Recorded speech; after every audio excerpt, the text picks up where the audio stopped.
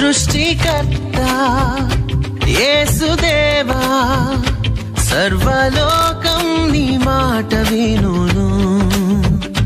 సర్వలోకనాథ సకలం నీవేగా, సర్వలోక రాజా సర్వము నీవేగా. సన్నుతింతును అనునిత్యము సృష్టికర్త యేసుదేవా, సర్వలోకం నీ మాట వినును.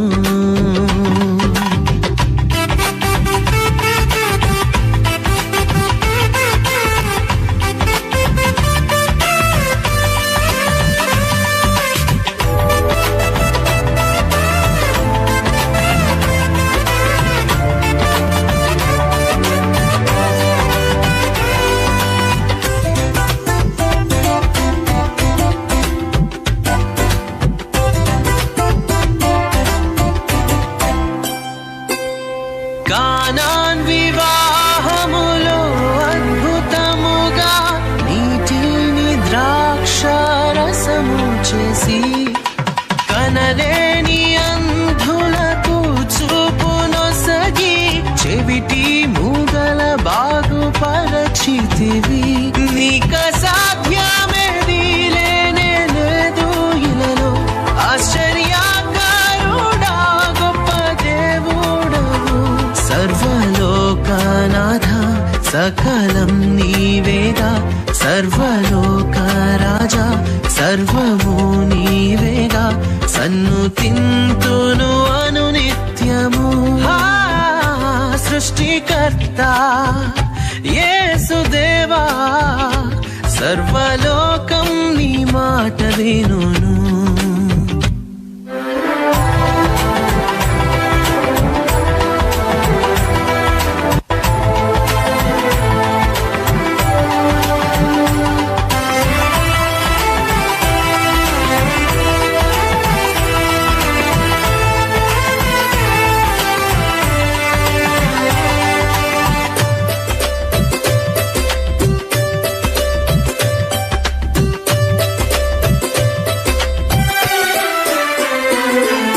మృతుల సహితము జీవింపజేసి, మృతిని గెలిచి తిరిగి లేచితివి. నీ రాజ్యములో నీతో వసింప కొనిపోవ త్వరలో రానుంటివే.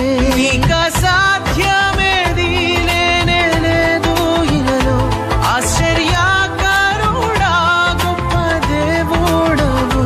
సర్వలోకనాథ సకలం నీవేగా, సర్వలోక రాజా సర్వము నీవేగా. సన్నుతింతును అనునిత్యము సృష్టికర్త యేసుదేవా, సర్వలోకం నీ మాట వినును.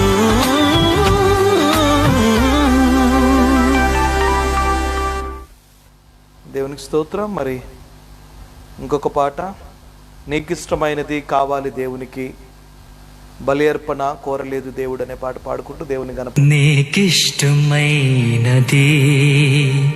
కావాలి దేవునికి, బలి అర్పణ కోరలేదు దేవుడు.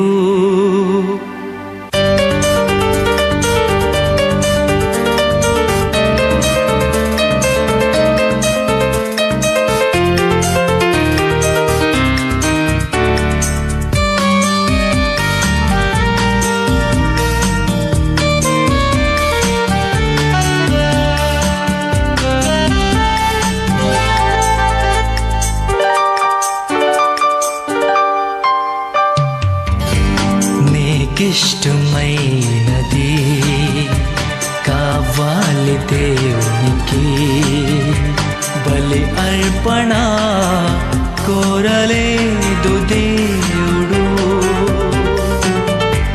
బలి అర్పణ కోరలేదు దేవుడు. ప్రభు మనసు తెలుసుకో, వాక్యాన్ని చదువుకో,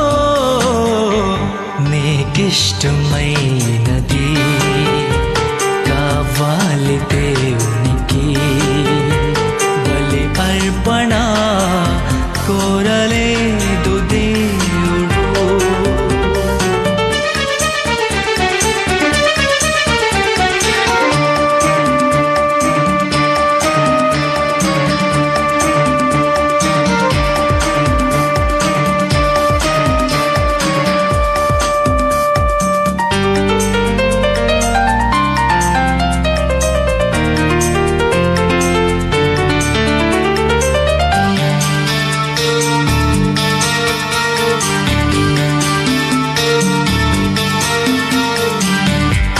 కయ్యేను అర్పణ తెచ్చాడు దేవునికి, హేబేలు అర్పణ నచ్చింది దేవునికి.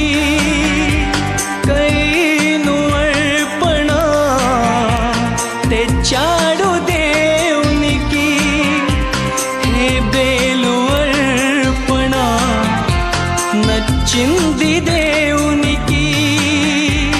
అర్పించు వాటి కంటే అర్పించు మనిషి ముఖ్యం, అర్పించు వాటి కంటే అర్పించు మనసు ముఖ్యం. నచ్చాలి మొదట నీవే, కావాలి మొదట నీవే, నీకిష్టమైనది.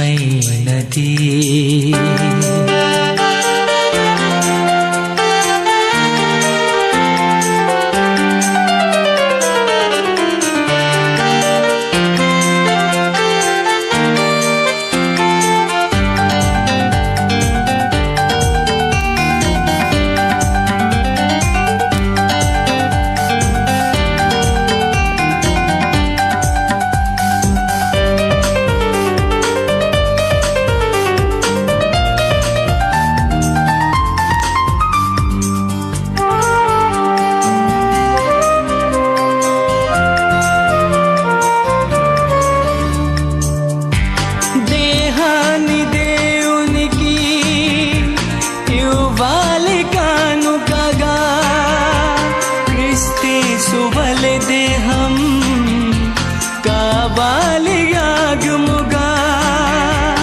దేహాన్ని దేవునికి ఇవ్వాలి కానుకగా, క్రీస్తు వలె దేహం కావాలి యాగముగా.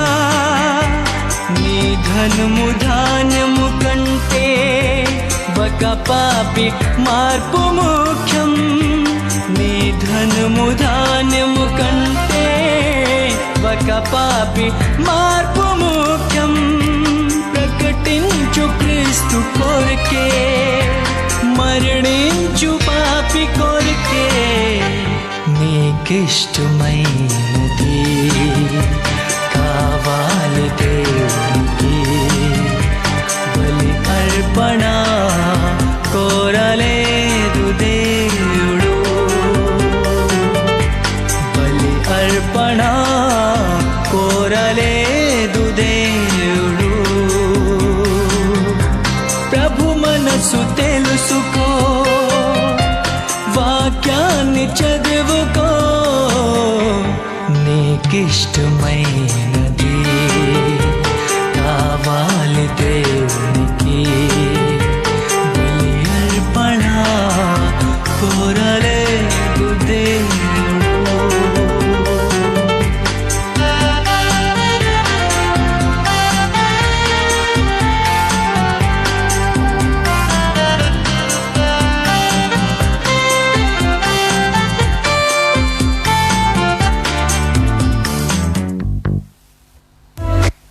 దేవునికి స్తోత్రం. మరి ఇంకో పాట, శుద్ధ హృదయం కలుగు చేయమనే పాట. ప్రతి ఒక్కరు కూడా దేవుని ఆరాధించేటప్పుడు ఆత్మతోనూ సత్యముతోనూ దేవుని ఆరాధించమని దేవుని వాక్యం సెలవిస్తున్నది. కాబట్టి హోల్ హార్టెడ్గా దేవుణ్ణి ప్రైజ్ చేయటము అది మనకి ఆశీర్వాదకరము. కాబట్టి ప్రతి ఒక్కరు కూడా పాట పాడుతూ దేవుని ఆరాధించవలసిందిగా మీ కుటుంబంతో కలిసి, చిన్న బిడ్డలు ఎవరైనా ఉంటే కనుక చిన్న బిడ్డలకు కూడా ఈ పాటలు నేర్పించండి. రేపటి దినాన వారు స్తుతించటం ఎలాగో దేవుణ్ణి ఆరాధించడం ఎలాగో వారికి ఇప్పటి నుంచే మనము ట్రైనప్ చేస్తున్నప్పుడు వారు పెద్ద అయిన తర్వాత మరి స్తుతి ఆరాధన చేయటానికి వర్షిప్ లీడర్స్గా వారు తయారవుతారు. కాబట్టి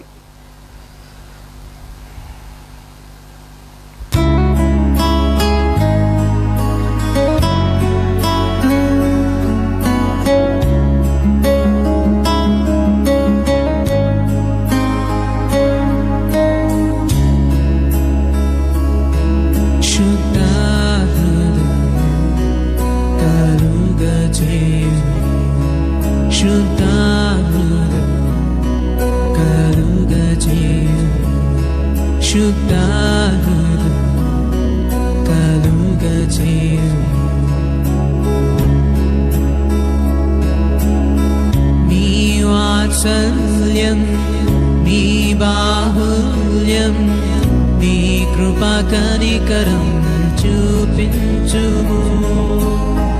నీ వాత్సల్యం నీ బాహుల్యం నీ కృపా కనికరం చూపించుము. పాపము చేశాను దోషినయ్యున్నాను, పాపము చేశాను దోషినయ్యున్నాను, తెలిసి ఉన్నది నా అతిక్రమమే, తెలిసి ఉన్నది నా పాపములే, తెలిసి ఉన్నది నా అతిక్రమమే, తెలిసి ఉన్నది నా పాపములే. నీ సన్నిధిలో పరిశుద్ధాత్మతో నన్ను నింపుమయా,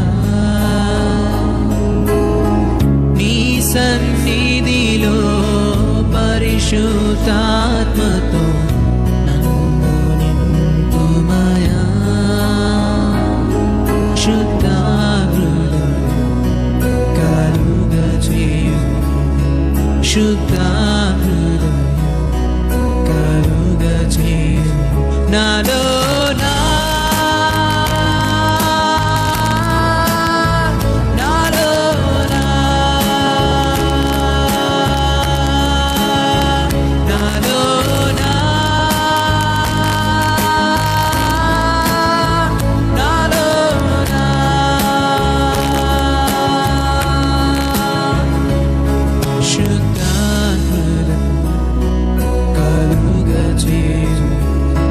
శుద్ధ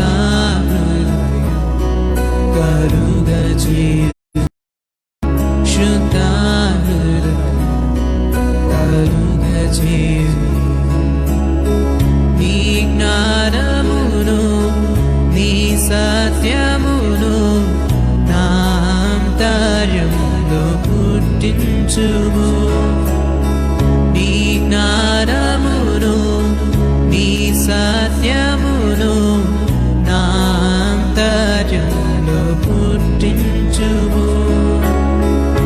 ఉత్సాహ సంతోషం నీ రక్షణానందం, ఉత్సాహ సంతోషం నీ రక్షణానందం కలుగజేయుము నా హృదయములో, కలుగజేయుము నా హృదయములో, కలుగజేయుము నా హృదయములో, కలుగజేయుము నా హృదయములో. నీ సన్నిధిలో నా పాపములే ఒప్పుకుందునయా, నీ సన్నిధిలో నా పాపములే ఒప్పుకుందునయా. శుద్ధ కలుగజేయు, శుద్ధ కలుగజేయు. నాలో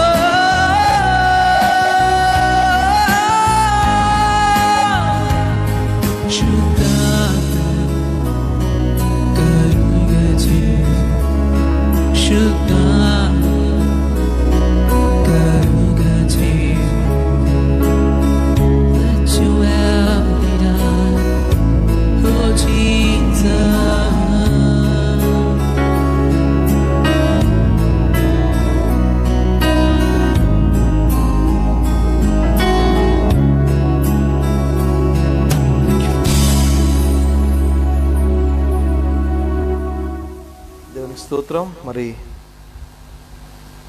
చివరి పాట, సమయం ఉన్నది కాబట్టి ఇంకొక పాట, యేసే నా పరిహారి ప్రియ యేసే నా పరిహారి అనే పాట పాడుకుంటూ దేవుని గణపరచుకుందాం.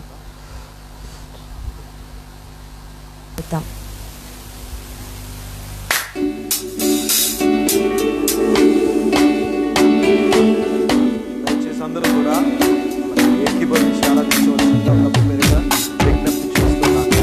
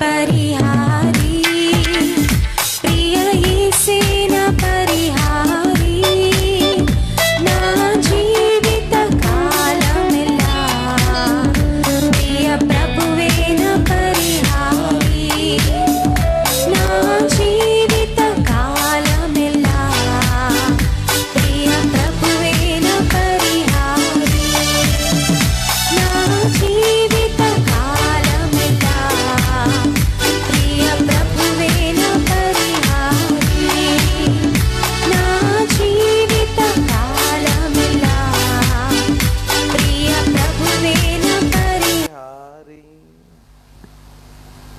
దేవునికి స్తోత్రం. మరి చక్కని పాట.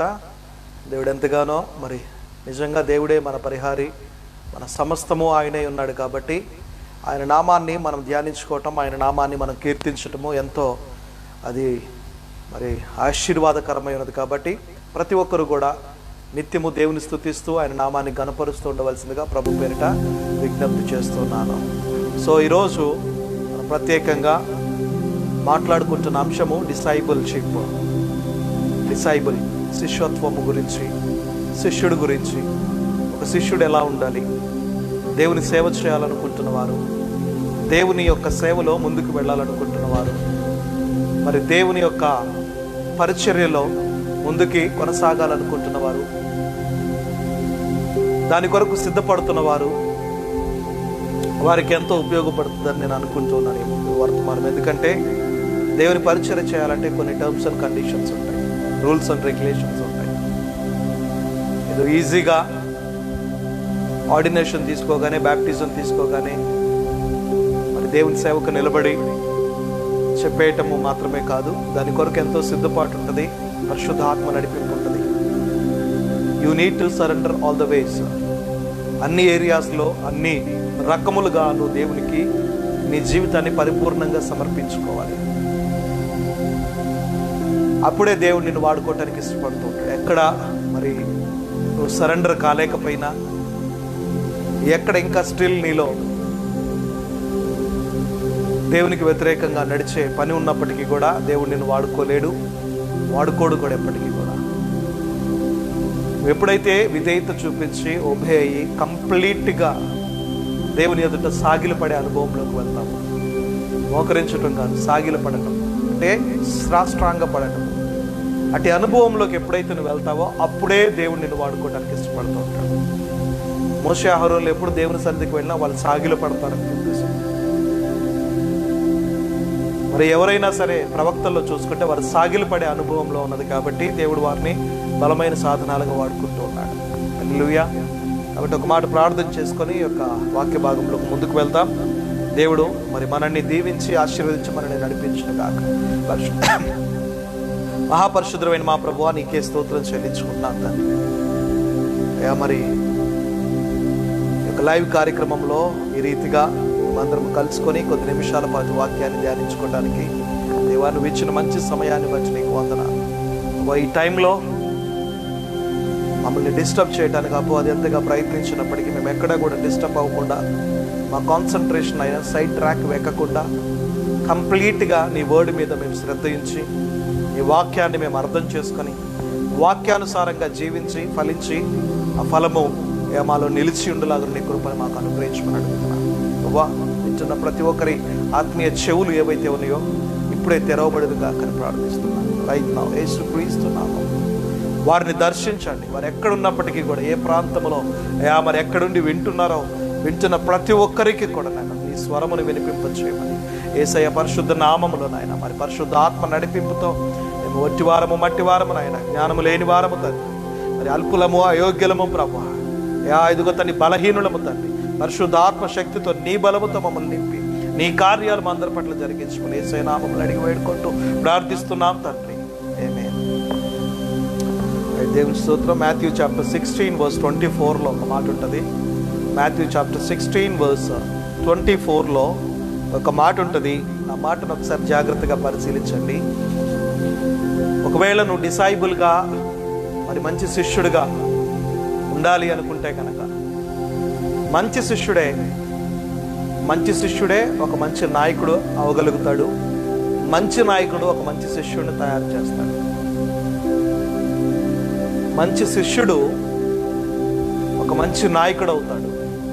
ఒక మంచి నాయకుడు ఒక మంచి శిష్యుడిని తయారు చేయగలుగుతాడు.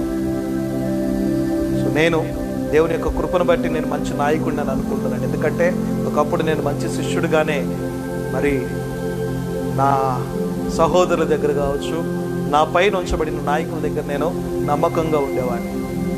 నాకు అప్పగింపబడిన పనిలో నేను నమ్మకంగా ఉండేవాడిని. కాబట్టి మంచి శిష్యుడే మంచి నాయకుడు అవుతాడు. మంచి నాయకుడే మంచి శిష్యుడిని తయారు చేయగలుగుతాడు. మాథ్యూ చాప్టర్ 16:24 ఒక మాట ఉన్నది.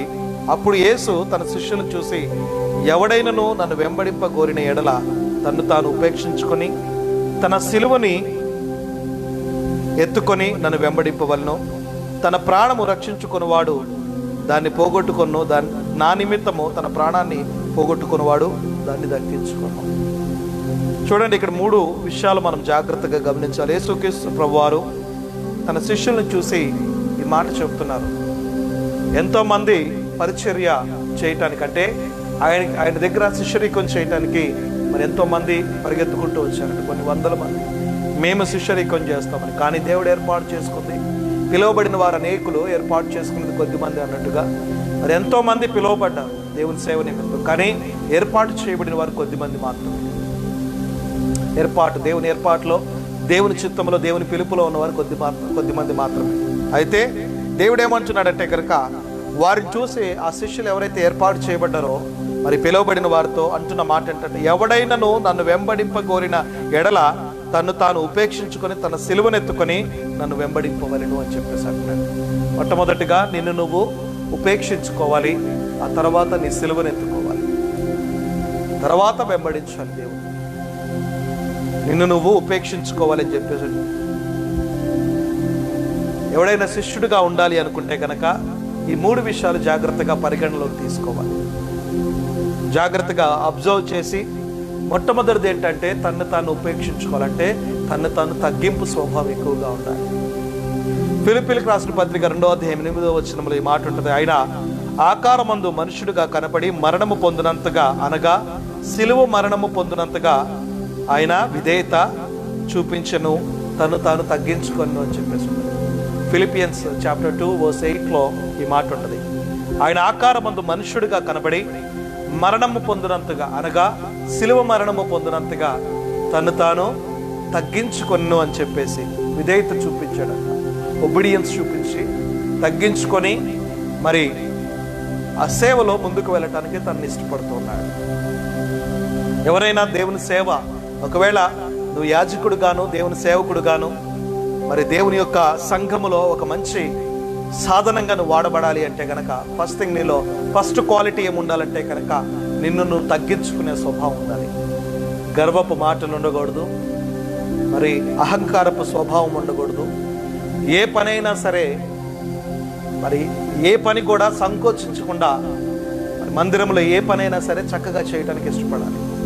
నేను ఇంతకుముందు కూడా సంఘంలో చాలాసార్లు చెప్పాను, ఒక డిస్ట్రిక్ట్ కలెక్టరు తన మందిరంలో అందరికంటే ముందుగా వచ్చి తను వెళ్ళే ఊర్లో అందరికంటే ముందుగా వచ్చి ఆ మందిరాన్ని మొత్తం శుభ్రం చేసి, క్లీన్ చేసి, ఊడ్చి, చైర్స్ వేసి, కార్పెట్స్ వేసి, ఆ తర్వాత ఆయన వెళ్ళి డైరెక్ట్గా చెప్పుల స్టాండ్ దగ్గర నిలబడతాడంట.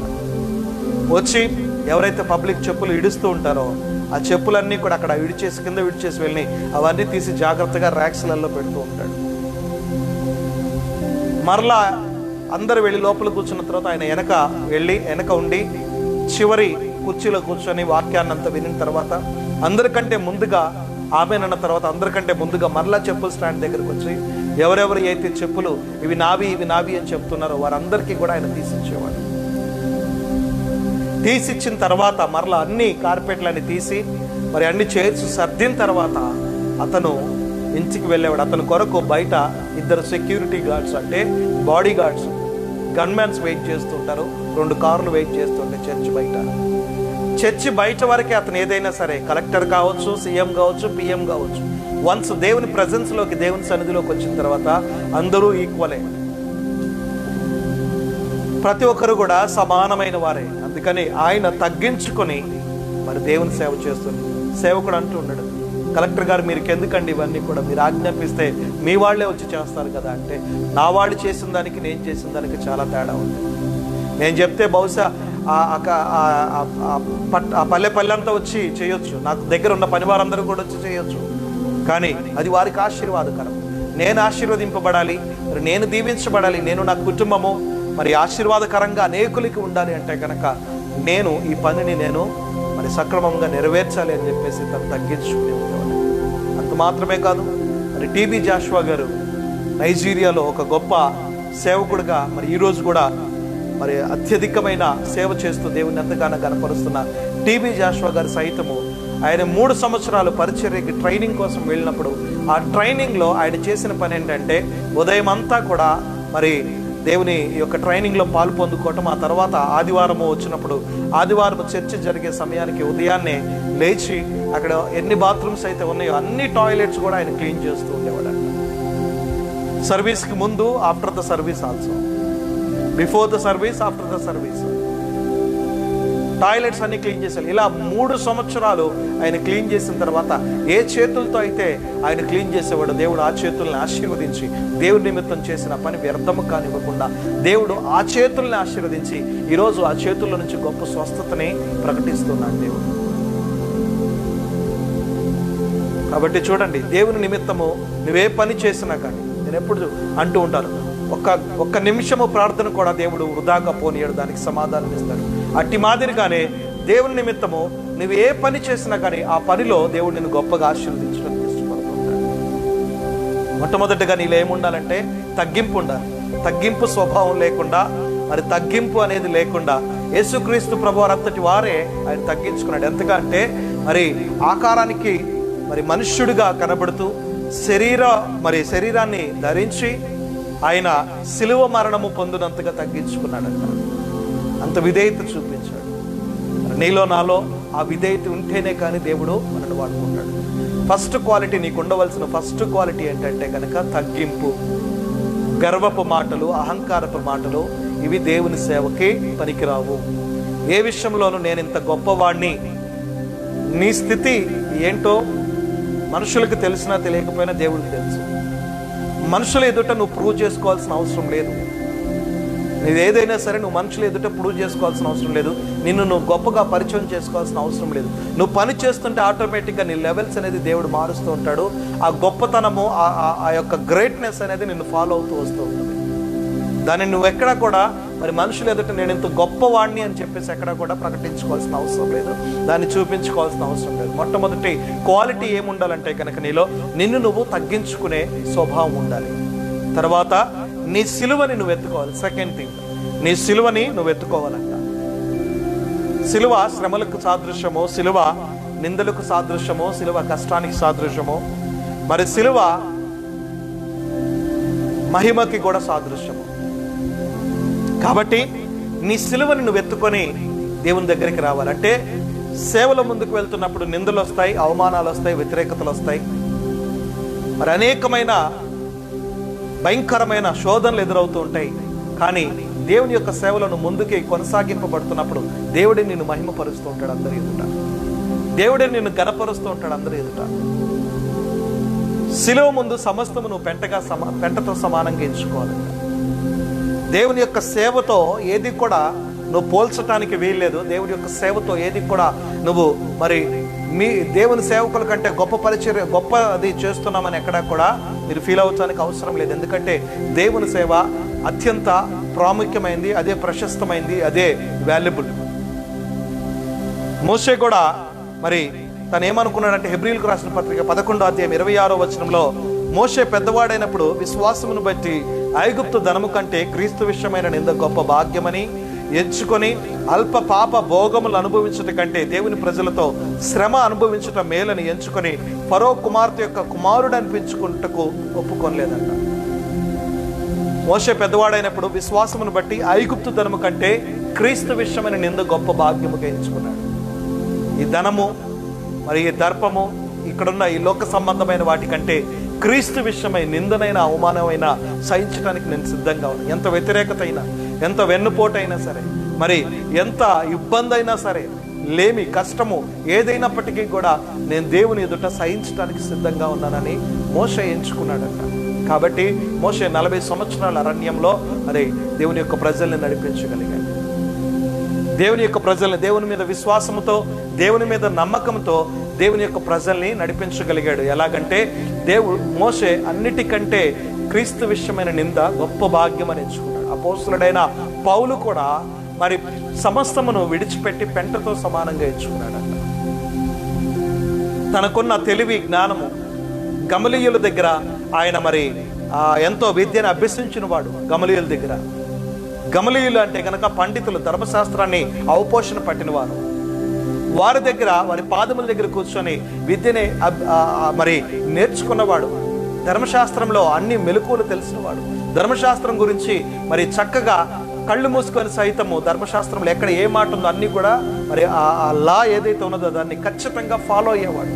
అలాంటి అపోస్తులుడైన పౌలు సౌలుగా ఉన్నప్పుడు మరి ధర్మశాస్త్రంలో పండితుడైనప్పటికీ కూడా దేవుని కొరకు ఎప్పుడైతే దేవుడితో ఎన్కౌంటర్ జరిగిందో, ఎప్పుడైతే దేవాది దేవుడితో ఎన్కౌంటర్ జరిగిందో వెంటనే సమస్తము కూడా పెంటతో సమానంగా ఎంచుకున్నాడట. తనకున్న పదవిని కావచ్చు, తనకున్న ధనాన్ని కావచ్చు, మరి ఈజ్ వెరీ రిచెస్ట్ పర్సన్. ఆ టైంలోనే చాలా మరి ధనవంతుడు, ఆస్తిపరుడు. తన కుటుంబాల్లో తన కుటుంబ సభ్యులందరూ కూడా ఆస్తిపరులు అని చెప్పేసి చరిత్ర చెప్తోంది.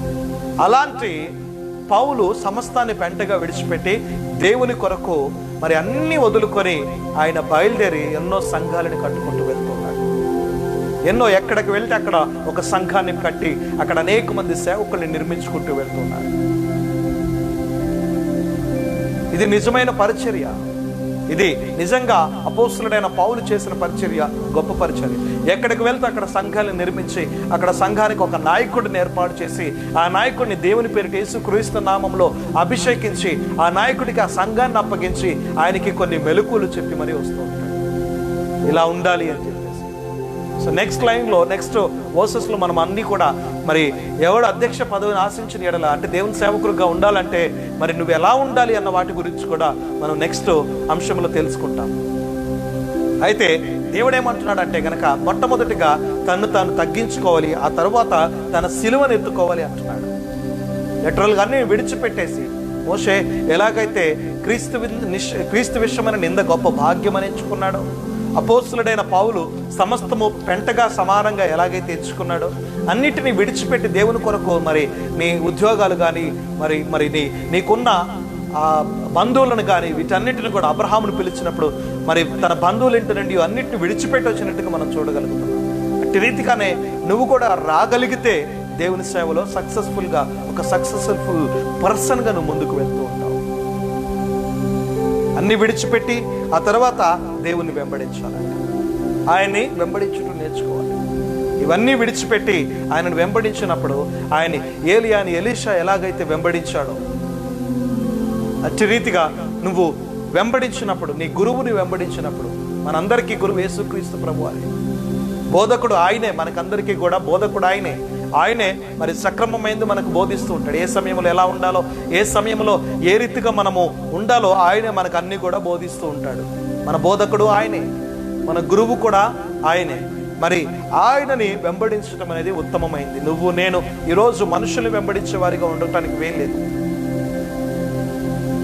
సేవకులు వెంబడించేవారిగా మరి దేవుడు నా కొరకు శిష్యుల్ని తయారు చేయండి అంటే సేవకులు వారి కొరకు శిష్యులు తయారు చేసుకుంటూ ఉన్నారు. ఇలాంటి విషయాన్ని నేను అస్సలు ఎంకరేజ్ చేయను. మనం దేవుని కొరకు శిష్యులుగా మత్తయి సువార్త ఆఖరి వచనంలో సర్వలోకానికి వెళ్ళి సర్వ సృష్టికి సువార్తను ప్రకటించి నా కొరకు శిష్యులను తయారు చేయండి అన్నాడు దేవుడు. మీ కొరకు చేసుకోండి అని చెప్పేసి అనలేదు. ఈ లోకం కొరకు శిష్యులను తయారు చేయండి అనలేదు. దేవుని యొక్క పరిచర్య, రాజ్య భారము నిమిత్తము భారము కలిగి ప్రార్థించే వారిని తయారు చేయండి అని చెప్పేసి అన్నాడు. మరి అట్టి రీతిగానే అట్టివారు కావాలి ఈ రోజులలో. మనకి అంత్య దినాల్లో మనం ఉన్నాం. దేవుని కొరకు మరి మనుషులకి శిష్యులు కానో, మనుషుల అడుగులకు మడుగులెత్తే వారు అలాంటి వారు అవసరం లేదు. కానీ దేవునికి నిజమైన సేవకులు కావాలని దేవుడు అంటూ ఉన్నాడు. దేవుని సేవను యథార్థంగా మరి ఎలాంటి ఆశ లేకుండా, మరి ధనం వైపు మక్కువ లేకుండా నీతిగా నిజాయితీగా నువ్వు చేయగలిగితే కనుక దేవుడు అత్యధికమైన ఆశీర్వాదాలు నీ పట్ల కురిపిస్తూ ఉంటాడు. I believe in the name of Jesus. నేను నమ్మాను, దాన్ని పొందుకుంటూ ఉన్నాను. దేవుడు అంటూ ఉన్నాడు కదా, ఎవడైనాను నన్ను వెంబడింప గోరిని ఎడల తన్ను తాను తగ్గించుకోవాలి. First thing. సెకండ్ క్వాలిటీ సిలువను ఎత్తుకోవాలి. థర్డ్ క్వాలిటీ ఏంటంటే గనక నన్ను వెంబడించాడు. ఏలియాని ఎలీషాని వెంబడించాడు. నువ్వు ఇక్కడ ఆగిపో అన్నా కానీ ఆగిపోలేదు.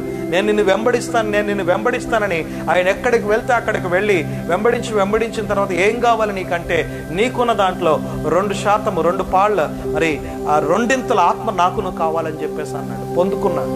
పట్టుదలతో వెంబడించాడు, పొందుకున్నాడు. పట్టుదలతో వెంబడించి పొందుకున్నాడు.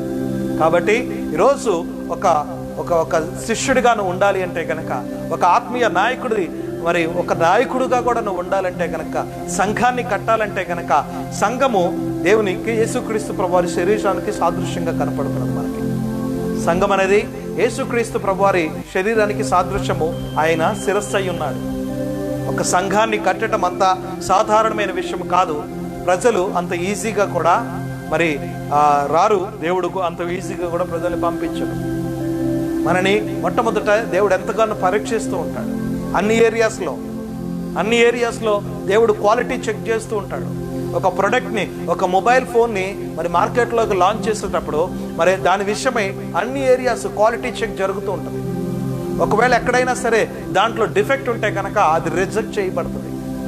ఆ మొబైల్ ఫోన్ కావచ్చు, మరి ఏదైనా సరే, బట్టలు కావచ్చు, షర్ట్ కావచ్చు, ప్యాంట్లు కావచ్చు, ఏదైనా సరే థింగ్స్ అవన్నీ కూడా కంపల్సరీగా క్వాలిటీ చెక్ అనేది ఉంటుంది. వన్స్ అది ప్రిపేర్ అయిన తర్వాత, సిద్ధపడిన తర్వాత క్వాలిటీ చెక్ జరుగుతుంది. ఆ క్వాలిటీ చెక్లో ఎక్కడైనా సరే డిఫెక్ట్ ఉంటే కనుక దాన్ని తీసి పక్కకు పడివేస్తారు. క్వాలిటీలో పాస్ అయితే దాన్ని ముందుకు తీసుకొని వెళ్తారు. దానికి ఒక ప్రైజ్ అనేది, ఆ క్వాలిటీలో పాస్ అయినప్పుడు దానికి ఒక వాల్యూ అనేది వస్తుంది. లేదంటే తీసి పక్కకు పడేస్తారు. మరలా ఎప్పటి వరకు అంటే కనుక నువ్వు క్వాలిటీలో మళ్ళీ పర్ఫెక్షన్ వచ్చేంతవరకు. కాబట్టి దేవుడు అదే చెప్తున్నాడు. సంఘము ఆయన శరీరము, మరి ఆయన శిరస్సు, ఆయన సంఘానికి శిరస్సు అయి ఉన్నాడు. ఎందుకు నిన్ను దేవుడు ఏర్పాటు చేసుకుంటున్నాడు? మరి సేవకుల్ని దేవుడు ఎందుకు, దేవుని సేవ చేసే వాళ్ళు ఎందుకు ఏర్పాటు చేసుకుంటున్నారంటే, కొరింథీయులకు రాసిన పత్రిక 1వ అధ్యాయము, 1 కొరింథీయులకు రాసిన పత్రిక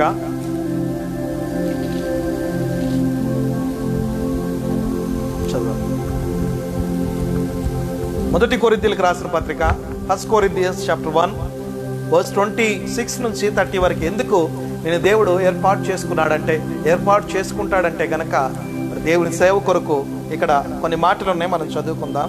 సహోదరులారా, మిమ్మును పిలిచిన పిలుపును చూడుడి. మీలో లోకరీతిని జ్ఞానులైనను గనులైనను గొప్ప వంశపు వారైనను అనేకులు పిలువబడలేదు గాని ఏ శరీరియు దేవుని ఎదుట అతిశయింపకుండునట్లు జ్ఞానులను సిగ్గుపరచుటకు లోకములో నుండి వెర్రివారిని దేవుడు ఏర్పరచుకొని ఉన్నాడు. బలవంతులైన వారిని సిగ్గుపరచుటకు లోకములో బలహీనులైన వారిని దేవుడు ఏర్పరచుకొని ఉన్నాడు. ఎన్నికైన వారిని వ్యర్థము చేయుటకు లోకములో నీచులైన వారిని, తృణీకరింపబడిన వారిని, ఎన్నిక లేని వారిని దేవుడు ఏర్పరచుకొని ఉన్నాడు. చూడండి దేవుడు ఏమంటున్నాడు. ఎలాంటి వారు దేవునికి కావాలి అంటే గనక, దేవుని సేవ కొరకు ఎలాంటి వారు అవసరం అంటే, జ్ఞానులు అవసరం లేదు. నేను జ్ఞానిని అని చెప్పుకునేవాడు దేవుని సేవకు అవసరం లేదు. ఎందుకంటే జ్ఞానులని సిగ్గుపరచడానికి జ్ఞానం లేని వాడిని దేవుడు ఏర్పాటు చేసుకున్నారు. ఇక్కడ ఉంది కదా, ఏ శరీరయు దేవుని ఎదుట అతిశయింపుకుంటున్నట్లు, ఏ శరీరయు దేవుని ఎదుట అతిశయించేవాడు దేవుని బట్టి అతిశయించాలి, దేవుని బట్టి అతిశయించాలి. నీకున్న గుర్రములను బట్టో, నీకున్న రౌతులను బట్టో, నీకున్న మరి ఆస్తి అంతస్తులను బట్టో, అందమును బట్టో, తెలివిని బట్టో, జ్ఞానాన్ని బట్టో, మరి ఎడ్యుకేషన్ బట్టో, ఉద్యోగాన్ని బట్టో నువ్వు అతిశయించడానికి వీల్లేదు. నీకున్న బిల్డింగులను బట్టో, నీకున్న వాహనాలను బట్టి అతిశయించడానికి వీల్లేదు. కానీ నువ్వు దేన్ని బట్టి అతిశయించాలంటే గనక దేవుని బట్టి అతిశయించువాడు. ఏ శరీరయు దేవుని ఎదుట అతిశయింపుకుంటున్నట్లు ఏ మనిషి కూడా దేవుని ఎదుట అతిశయించకూడదంట. దేవునిని బట్టి అతిశయించాలి. దేవుని ఎదుట, ప్రభువా నేను మరి నాకు ఇవన్నీ ఇచ్చావు, సో ప్రభువా ఇది ఎంత నన్ను ఆశీర్వదించావని వాటి విషయమే నువ్వు అతిశయించకూడదు. ప్రభువా నువ్వు నన్ను ఎంత ప్రేమిస్తున్నావు, నువ్వు నన్ను ఎంత ఆశీర్వదిస్తున్నావు, నువ్వు నన్ను ఎంత దీవిస్తున్నావు, నిన్ను బట్టి నేను అతిశయిస్తున్నానని చెప్పేసి ఎప్పుడైతే నువ్వు అతిశయిస్తావు అప్పుడు దేవుడు నిన్ను ఆశీర్వదించడం మొదలుపెట్టు. సాధారణంగా చాలామంది, దేవా నువ్వు నాకు అది ఇచ్చావు, నువ్వు నాకు ఇది ఇచ్చావు, నాకు తెలివినిచ్చావు, జ్ఞానాన్ని ఇచ్చావు, మరి బిజినెస్ని ఇచ్చావు, మరి ఉద్యోగాన్ని ఇచ్చావు అని చెప్పేసి మనం అతిశయిస్తూ ఉంటాం. అది కరెక్ట్ కాదు. దాన్ని బట్టి మనం చాలా కోల్పోతూ ఉంటాం. నాకు మంచి ఇల్లు ఇచ్చావు, మంచి బిల్డింగ్ ఇచ్చావు, నాకు మంచి వాహనం ఇచ్చావు, నాకు మరి మంచి ఉద్యోగం ఇచ్చావు. ఎవరికి లేదు, నా చుట్టాల్లో, నా రిలేటివ్స్లో, మరి నా బంధువుల్లో, నా స్నేహితుల్లో ఇలాంటి ఉద్యోగం లేదు, అట్లాంటి ఉద్యోగం ఇచ్చావని నువ్వు ఒకవేళ అతిశయిస్తే కనుక, నేను ఎప్పుడు కూడా ఎవరిలో తక్కువ కాదు, నన్ను గొప్పగానే హెచ్చించావు ప్రభు అని నువ్వు శరీరాన్ని బట్టో, నీకున్న ఆస్తి అంతస్తులను బట్టి, వ్యాపారాలను బట్టి, ఉద్యోగాలను బట్టి, తెలివిని బట్టి, అందమును బట్టి, జ్ఞానమును బట్టి నువ్వు అతిశయిస్తే కనుక అది వ్యర్థము. దాన్ని బట్టి కాదు నువ్వు అతిశయించాలి, అవన్నీ ఇచ్చిన దేవుని బట్టి నువ్వు అతిశయించాలి. You need to understand this thing. ఇది నువ్వు అర్థం చేసుకోవాలి. నీకు ఇవ్వబడిన వాటిని బట్టి అతిశయించకూడదు, నీకు ఇచ్చిన వాణిని బట్టి అతిశయించాలి. నీకు ఎవరైతే ఇచ్చారో ఆయనను బట్టి నువ్వు అతిశయించడం నేర్చుకో. ప్రభువా నాకు ఇచ్చినందుకు నేను ధన్యుడని, నేను నిన్ను బట్టి అతిశయిస్తున్నాను. అందుకే అంటున్నాడు, తెలివి లేని వారిని, జ్ఞానులను సిగ్గుపరచుటకు లోకములో నుండి వెర్రి వారిని దేవుడు ఏర్పాటు చేసుకున్నాడట. జ్ఞానుల్ని సిగ్గుపరచడానికి లోకములో ఉన్న వెర్రివాడిని, బలవంతులమైన వారిని సిగ్గుపరచుటకు లోకంలోని బలహీనుడైన వారిని దేవుడు ఏర్పాటు చేసుకుని ఉన్నాడు. ఎన్నిక లేని వారిని వ్యర్థము చేయుటకు లోకంలో నీచులైన వారిని, తృణీకరింపబడిన వారిని, ఎన్నిక లేని వారిని దేవుడు ఏర్పాటు చేసుకున్నాడు. దేవుడికి ఎవరు కావాలంటే జ్ఞానులు అవసరం లేదు, నీకున్న వాటిని బట్టి అతిశయించేవారు అవసరం లేదు. కానీ మరి ఎవరు దేవునికి అవసరం అంటే గనక వెర్రివారు, జ్ఞానము లేనివారు, ఈ లోకం చేత తృణీకరింపబడివాడు, లోకము నుంచి వేరుపరచబడిన వారు కావాలి దేవుడికి. నువ్వు లోక సంబంధి అయితే కనుక దేవుడు నేను ఎప్పటికీ వాడుకోలేడు. నువ్వు లోకము నుంచి వేరుపరచబడిన వాడిగా ఉండాలి. ఈ లోకము నుంచి నువ్వు వేరుపరచబడి అంటే ఈ లోకము నిన్ను తృణీకరించాలి, ఈ లోకము నిన్ను నిందించాలి, అవమానించాలి. ఈ లోకంలో నువ్వు ఎన్నిక లేని వాడిగా ఉండాలి. నీ బంధువుల మధ్యలో, నీ రక్త సంబంధికుల మధ్యలో, నీ యొక్క స్నేహితుల మధ్యలో నువ్వు తృణీకరింపబడిన వ్యక్తివే అయినప్పుడు దేవుడు నిన్ను బలమైన సాధనంగా వాడుకుంటాడు. కొన్ని బైబిల్ ట్రైనింగ్ సెంటర్స్లో, థియాలజీ సెంటర్స్లో ఫ్రంట్ లైన్లో కూర్చొని మరి టీచింగ్స్ చెప్తున్నప్పుడు ఫ్రంట్ లైన్లో కూర్చొని అందరూ మరి అన్ని విషయాల్లో టక ఆన్సర్ చేస్తున్నవారు, చాలా టాలెంటెడ్గా, ఇంటెలిజెంట్గా ఉన్నవాళ్ళు ఆ బైబిల్ ట్రైనింగ్ అంతా కూడా థియాలజీ క్లాసెస్ అన్ని ముగించుకొని 1 year or 2 years or 3 years complete చేసుకొని వెళ్ళిపోయిన తర్వాత ఆ సేవకుడు ఎవరైతే ట్రైనింగ్ ఇచ్చాడో, ఎవరైతే వాళ్ళకి బోధించాడో, ఆ యొక్క బోధకుడు కావచ్చు, ఆ టీచర్ కావచ్చు, ఆ సేవకుడు కావచ్చు అనుకుంటూ ఉంటాడు, అబ్బా ఈ ఫ్రంట్ లైన్లో కూర్చున్నారు, అద్భుతమైన సేవ చేస్తారు అని చెప్పేసి. అద్భుతమైన సేవ. వెనకున్నవాడు నిద్రపోతూ, వెనకున్నవాడు దేనికి పనికిరాడు, వాడు ఏ విషయంలోనూ రెస్పాండ్ కావట్లేదు, వాడికి మెసేజ్ చెప్పడం రావట్లేదు, వాడికి బైబిల్ చదవటం రావట్లేదు, వాడికి ప్రైజ్ అండ్ వర్షిప్ చేయటం రావట్లేదు. కానీ ఫ్రంట్ లైన్లో ఉన్న వాళ్ళు యాక్టివ్గా పార్టిసిపేట్ చేస్తున్నారు. ఫ్రంట్ లైన్లో ఉన్న వాళ్ళు చాలా ఇంటెలిజెంట్గా ఉన్నారు, వీళ్ళు భూమిని తలకిందులుగా చేయగలుగుతారు అని సేవకుడు అనుకుంటూ ఉంటే దేవుడు సేవకుని యొక్క ఆలోచనలు తారుమారు చేసి వెనక బెంచిలో కూర్చున్న వాళ్ళు, దేనికి పనికిరాని స్థితిలో ఉన్న వాళ్ళనే దేవుడు భూమిని తలకిందులు చేసేవాడిగా వాడుకుంటాడు. దేవుడు వారిని తలకిందులుగా, ఎనకున్న వారినే భూమిని తలకిందులు చేసేవారిగా, దేవుని సేవలు అద్భుతమైన పరిచర్య చేసేవారిగా వాడుకుంటూ ఉంటాడు. అందుకే తీసివేసిన రాయి మూలకు తలరాయి అని చెప్పేసి అంటాడు. యేసుక్రీస్తు ప్రభువుని కూడా అందరు నిందించారు, అవమానించారు, ఆయనని తీసివేశారు, ఎవరు కూడా ఆయన అంగీకరించలేదు. కానీ ఆయనే ఈ సమస్త జనముకు ఇప్పుడు మూల కారణమయ్యాడు, మూల పురుషుడుగా ఉన్నాడు ఆయన మనకి. హల్లెలూయా. అందుకని దేవుడు అంటున్నాడు కదా, ఎన్నిక లేని వారిని దేవుడు ఏర్పాటు చేసుకుంటూ ఉన్నాడు. ఎవరు దేవునికి కావాలి అంటే గనక ఈ యొక్క ఫస్ట్ పాయింట్ నువ్వు అర్థం చేసుకోవాలి. ఎవరు దేవునికి కావాలి అంటే జ్ఞానవంతులు అవసరం లేదు, మరి ఉద్యోగంలో మంచి పొజిషన్స్లో ఉన్న వాళ్ళు కాదు దేవునికి కావాల్సింది. మరి దేవుని సేవలో ఎవరు మరి ముందుకి కావాలి దేవునికి కావాలంటే కనుక జ్ఞానము లేనివారు. నేను తెలివైన వాడిని, జ్ఞానవంతుడిని అని చెప్పుకునేవాడు కాదు, జ్ఞానము లేనివారు, వెర్రివారు, తృణీకరింపబడిన వారు కావాలని చెప్పేసి దేవుడు అంటున్నాడు. This the first thing. ఇది మొట్టమొదటిది. ఎవరు కావాలి అంటే కనుక దేవునికి తృణీకరింపబడిన వారిని దేవుడు ఎంచుకుంటున్నాడు, నిందింపబడిన వారిని దేవుడు ఎంచుకుంటున్నాడు, జ్ఞానము లేని వారిని, వెర్రి వారిని దేవుడు ఎంచుకుంటున్నాడు. అయితే పరిచర్యలు ఎన్ని రకాలు అన్నాయి సరే, మరి వీటిల్లో మనం ఫస్ట్ క్వాలిటీ చెక్లో మనం పాస్ అయిపోయాం. మొట్టమొదటిగా నేను సెలెక్ట్ అయిపోయాను. నేను జ్ఞానం లేని వాడిని, నేను తెలివి లేని వాడిని, మరి నేను వెర్రివాడిని, నన్ను అందరూ తృణీకరించాడు, సో నేను సెలెక్ట్ అయిపోయాను అని నువ్వు అనుకుంటున్నావు. తర్వాత పరిచర్యలో ఎన్ని రకాలు ఉన్నాయి నీకు తెలియాలి. దేవుని సేవ అంటే ఎన్ని రకాల పరిచర్యలు ఉంటాయి? 5 రకాల పరిచర్యలు ఉంటాయి. ఇది అపోస్తుల పరిచర్య అంటారు. ఈ 5 రకాల పరిచర్యలు కూడా మరి 5 డిఫరెంట్ డైమెన్షన్స్లో వెళ్తూ ఉంటాయి. ఈ 5 రకాల పరిచర్యలను కూడా నువ్వు జాగ్రత్తగా పరిశీలించి తెలుసుకోవాలి, నీకు దేవుడిస్తున్నది ఏ పరిచర్య అన్నది. 5 రకాల పరిచర్యలు ఉంటాయి. ఒకటే కాదు, 5 రకాల పరిచర్యలు ఉంటాయి. మరి ఈ 5 రకాల పరిచర్యల్లో దేవుడు ఏ పరిచర్యలో నిన్ను ముందుకు తీసుకుని వెళ్తున్నాడు అన్నదాన్ని రెండోది ఫస్ట్ క్వాలిటీ చెక్లో నువ్వు పాస్ అయిన తర్వాత సెకండ్ లెవెల్లోకి ఎంటర్ అయితే అక్కడ ఏ పరిచర్య నువ్వు చేయాలి అన్నది సెకండ్గా నువ్వు తెలుసుకోవాలి. ఏ పరిచర్య అంటే కనుక ఎఫెసీయులకు రాసిన పత్రిక ఎఫిషియన్స్ చాప్టర్ 4 వర్స్ 12 to 13లో చూసుకుంటే, ఎఫెసీయులకు రాసిన పత్రిక 4వ అధ్యాయము 12 నుంచి 13 వరకు ఒకసారి చూసుకుంటే చూడండి, అక్కడ దేవుడు అంటున్నాడు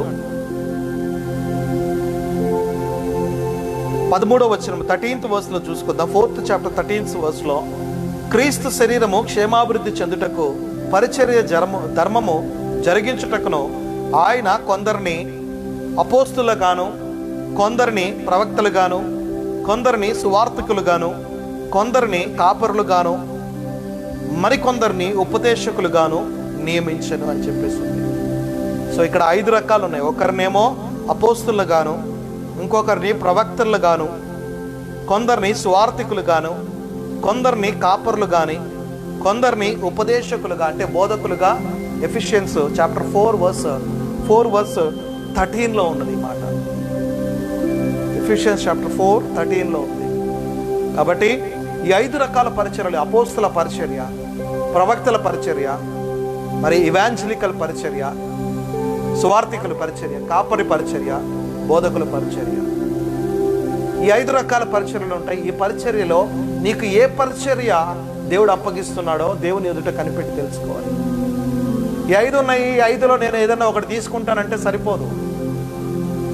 ఈ 5లో ఏది పెడితే తీసుకొని నేను దీనికి సెలెక్ట్ చేసుకున్నాను, నేను సెలెక్ట్ చేసుకుంటున్నాననే కాదు, ఈ 5 పరిచర్యలో ఒకటి నేను సెలెక్ట్ చేసుకోవాలి.